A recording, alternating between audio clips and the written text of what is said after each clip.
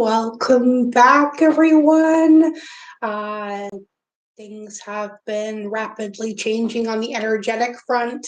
If you remember last week on our Friday Focus, we were discussing the need for balance as things were changing. And so this week we're back again, and we're going to see what is being brought forward for this week from the Urban Crow Oracle.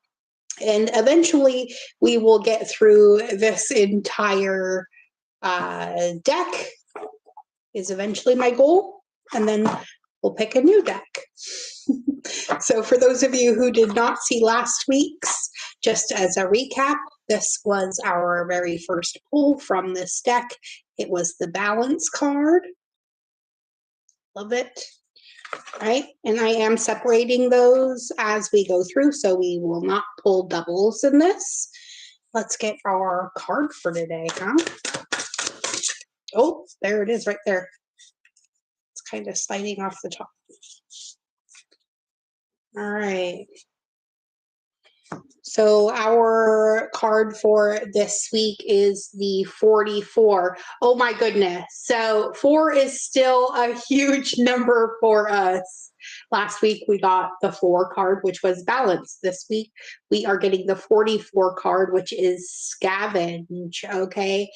Now, those of you who have any familiarity with Crow and Crow energy know that it is about picking up the pieces and creating something new. Sometimes it's just about collecting things that you think are really pretty. And so let's see what Miss Margot Jones has to say in her book about this. Oh, and I almost opened up right to it too. And the funny thing is the 44 card is on page 45, but there we have our 44 again. So there's a huge number for that. So make sure you're looking up what the numerological meaning is for the number 44. I don't remember exactly right now off the top of my head. The scavenge card's message for us today says that the crow searches for anything, even the smallest crumb. Although insight may be gained in scavenging can promote brain development, the crow's attention is on an area that may not yield the greatest reward. Scavenge suggests that you may be settling for less because it is easy. Your attention may be on a situation that holds little promise, yet at the same time, you are hoping to find some source of nourishment or value. While in between jobs or relationships, you might find that the scavenge card will appear more frequently as you jump around from one opportunity to another. Use this time to gather information and determine what you like, what you don't like, what you can and won't settle for. This card may also appear if you have been simply taking what you can get instead of directing your attention toward the steps that would lead to something more substantial. Right?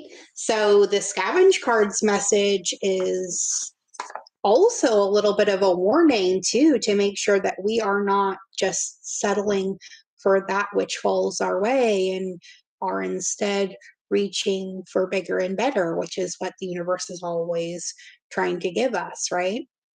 And, all things in time, right? We eventually move up the energetic ladder and start realizing that, okay, this may have worked for me in the past, but now it's not quite fitting the bill anymore. And in that way, you open that door for the universe to bring you something completely new in its stead. So last week was about balancing what we wanted with who we now are, right? This week is about not settling and instead keep picking up all those things that you love the most. Because remember, those little things eventually add up into the big things. So thank you as always for joining me here. And remember, you are so loved. Be good. Be good at it. And I'll see you again next week, if not sooner. So make sure you hit that little bell button so you're being notified every single time we go live. Bye now, everybody.